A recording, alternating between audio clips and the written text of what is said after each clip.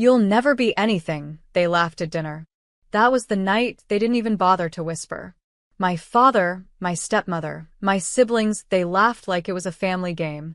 Forks clinking, glasses refilling. My presence? A ghost in uniform. "You were born to serve, not to lead," my brother chuckled, as if it was comedy night. Even my stepmother raised her wine glass like she was toasting my insignificance. My name is Jordan Reeves. And from wherever you're watching this, stay with me. Because I need to ask you something personal.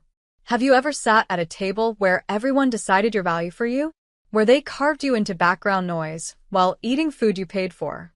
I sat there in my press shirt, the lines on my knuckles aching from drills, from push-ups, from days in the field they'd never survive.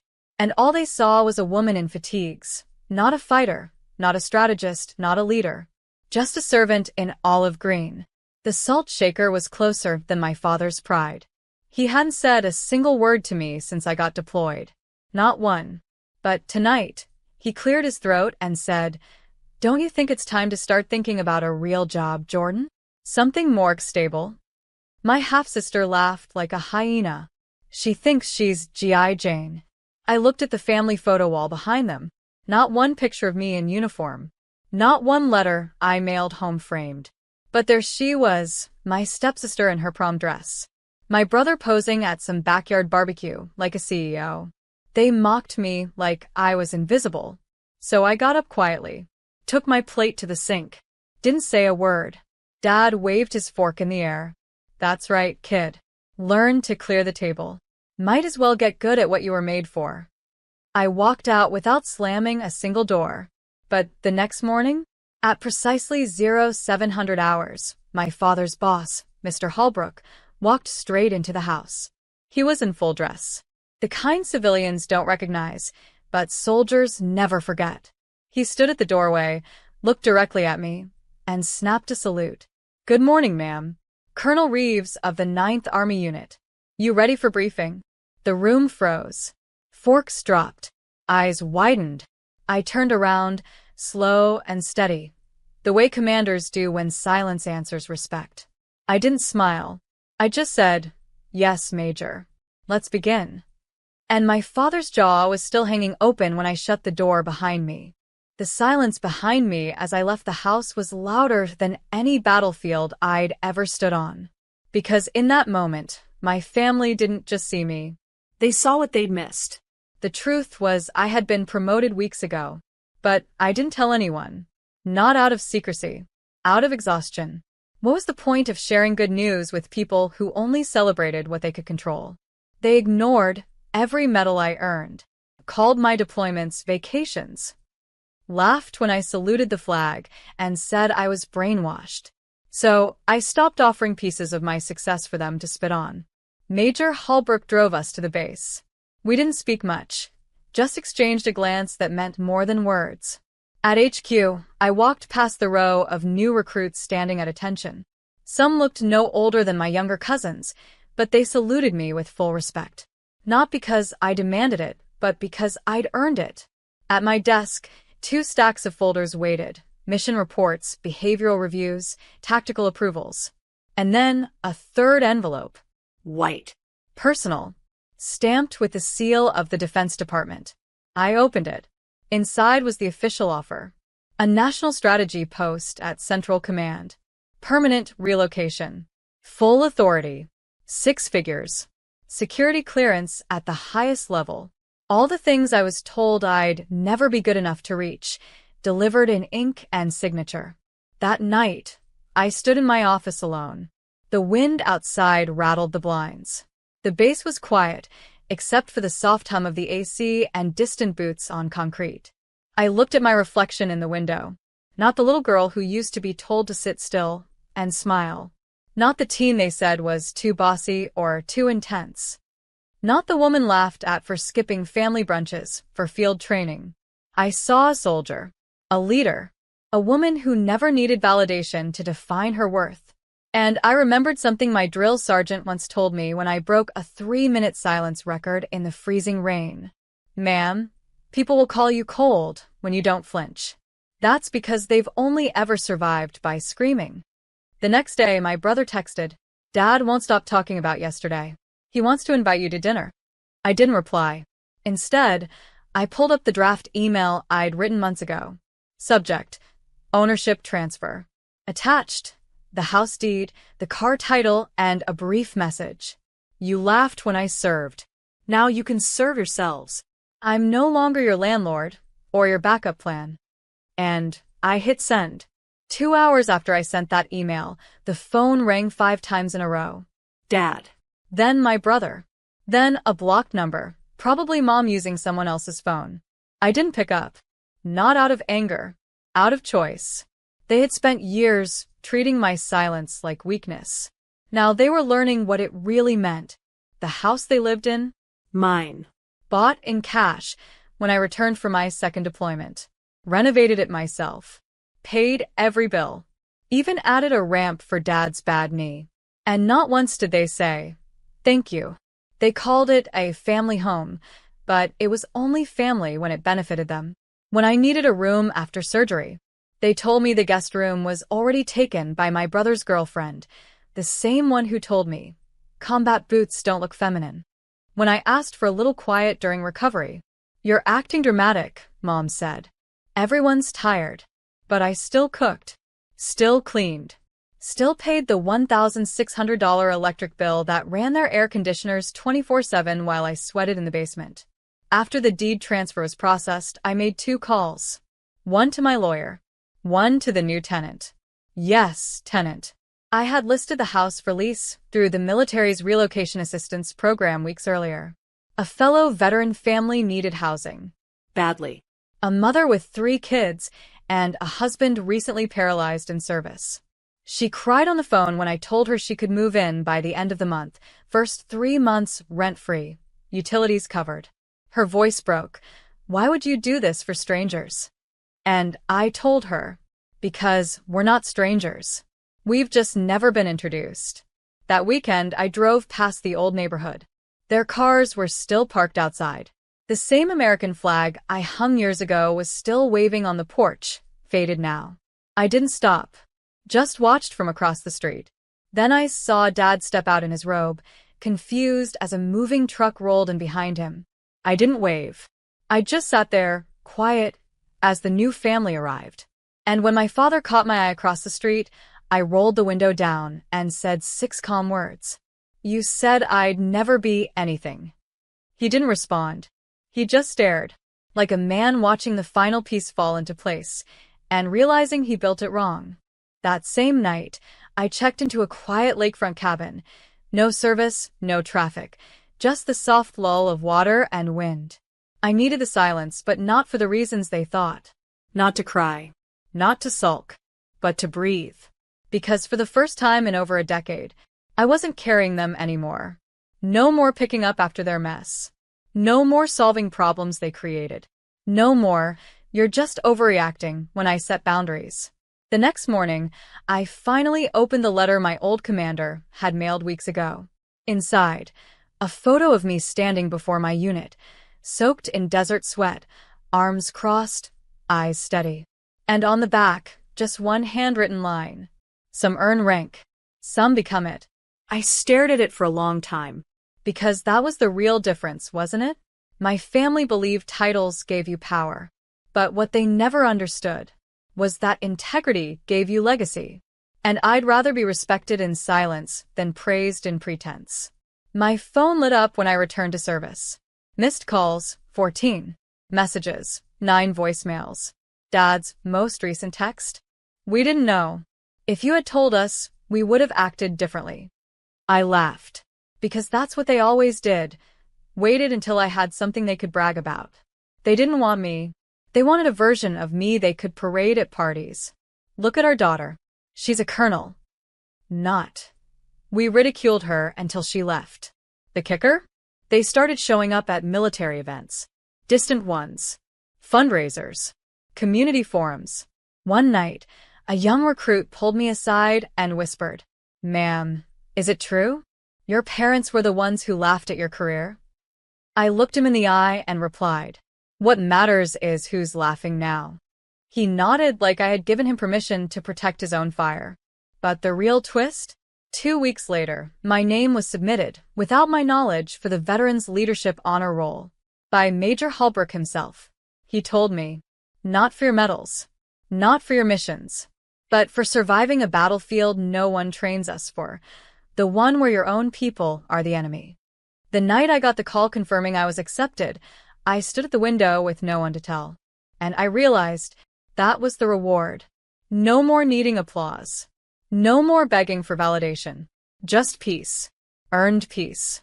The night of the ceremony, I didn't invite my family, not out of spite, but because I didn't want to share that space with anyone who saw me as less than. This honor wasn't for show. It was for the girls who got told they were too aggressive. For the women who were told, "Know your place."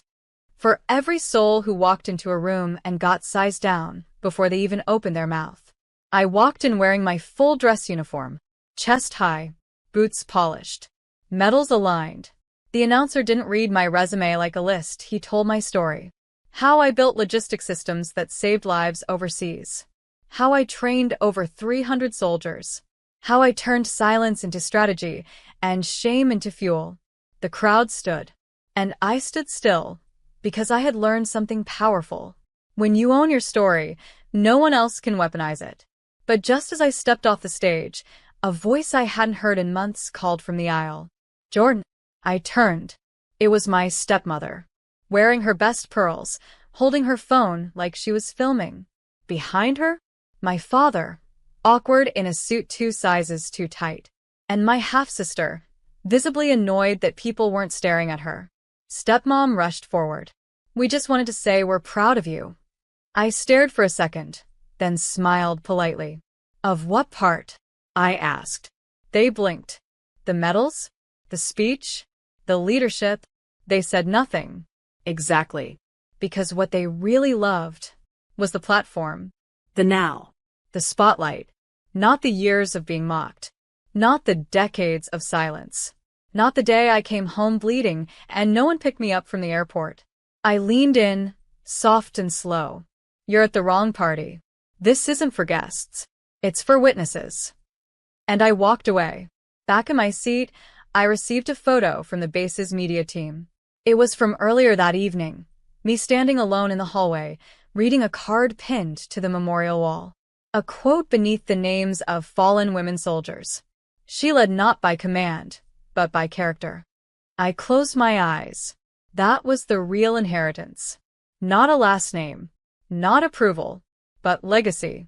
A few rows back, I saw my family leave early. Maybe they were hoping someone would ask about them.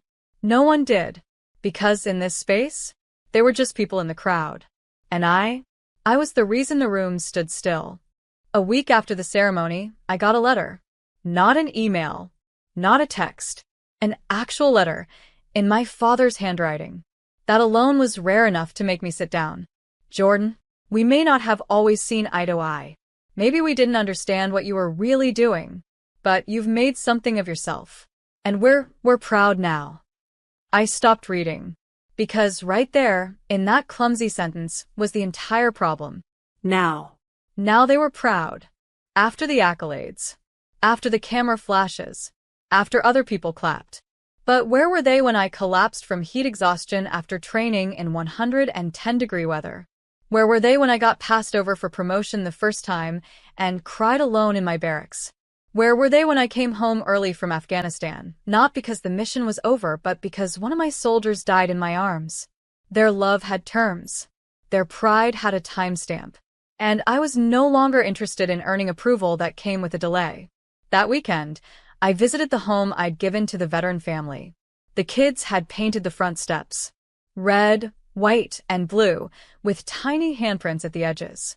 Inside, the paralyzed father had built a custom ramp and gym from scrap parts.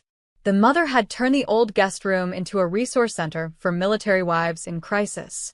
She hugged me and whispered, "It didn't just give us a house. You gave us a chance." And I realized something. This was my family now. Not by blood, but by battle. That night, I hosted a small dinner at my new place near the lake. 12 people came, all from different units, backgrounds, struggles. Every single one had once been underestimated. Every single one had risen anyway. There was no head of the table. No toast about promotions. Just a single note on each plate. You were never hard to love. Just too strong for weak hearts. We raised our glasses in silence. And for the first time in my adult life, I felt home. Back at base the next day, I passed a group of recruits. One whispered, "That's her, Colonel Reeves." Another asked, "What's she like?" The first replied, "She doesn't talk much. But when she does, people listen." And I smiled. Because that's all I ever wanted. Not noise. Not fame. Just impact. A month later, I received an invitation. From my parents. Gold trim. Formal. Embossed with their names. "Come home, let's reconnect." It was for a family reunion. They were hosting it at the same country club that once told me I didn't meet the dress code. The same place where, years ago, my brother toasted his wife's promotion while I was seated near the exit. I almost tossed it in the trash. But something stopped me. Not curiosity. Not kindness. Closure. When I arrived, heads turned. Not because I made an entrance, but because I wasn't supposed to be that woman. Sleek black pantsuit. Hair tied back with sharp elegance. A name badge clipped neatly. Colonel Jordan Reeves. They watched me cross the marble floor like I didn't belong in the script they wrote. Mom stood at the center, wearing pearls again. Dad beside her, drink in hand. "Jordan," she said, smiling too wide. "You look different." I nodded. "So, does the scenery." Dinner was served. I wasn't seated at the gift table this time. I wasn't even seated. Because after dessert, I stepped forward. The event organizer, not knowing the family tension, invited me to speak as one of our most accomplished. I walked to the mic, looked out at faces I used to shrink beneath, and said, "They told me I was born to serve, not to lead. So I served. And through service I learned how to lead, not by inheritance, but by fire." A hush fell over the room. I didn't look at Mom or Dad. I looked at the young girl near the corner, my niece, maybe 14, who had spent the night watching everyone with big, quiet eyes. And I said, "If they ever laugh at your dream, remember, they laughed at mine too. But the difference between a joke and a legacy is who writes the ending." The room stayed silent. No clapping. No coughing. Just stunned stillness. And I stepped off the stage. Later, my sister found me near the coat room. She looked pale. "They're embarrassed, you know," she said. "You didn't have to do all that." I zipped up my jacket. Neither did they. I left early. Not because I was unwelcome, but because I'd already outgrown the space and they finally realized it. Driving home, I glanced at my reflection in the rear view. Not bitter. Not broken. Just free. And it looked good on me. 3 weeks later, I got an email from Dad. Subject line, "Just talk to us." It was short, clumsy. The kind of message you send when the silence becomes heavier than the argument. "We're trying to understand.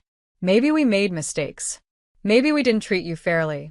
But we were scared. You were always so strong. We didn't know how to connect." I read it once. Then again. Then closed my laptop. Because now they wanted connection. Now they wanted understanding. But where was that energy when they laughed during dinner and told me I was born to serve? Where was that trying when I came home with torn ligaments and they asked if I could still mow the lawn? I wasn't angry anymore. Anger is loud. Temporary. This was calm. Final. Like a soldier, sheathing a weapon that never needs to be drawn again.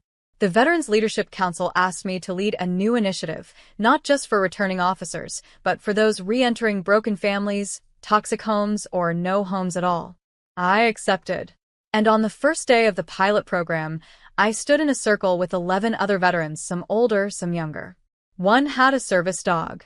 One wore sunglasses indoors to hide a black eye, not from war, but from home. We shared quietly. And when it was my turn, I simply said, "They told me I wasn't born to lead. But they were wrong. I just wasn't raised to believe it." And one by one people nodded. Because they knew. They'd lived it too.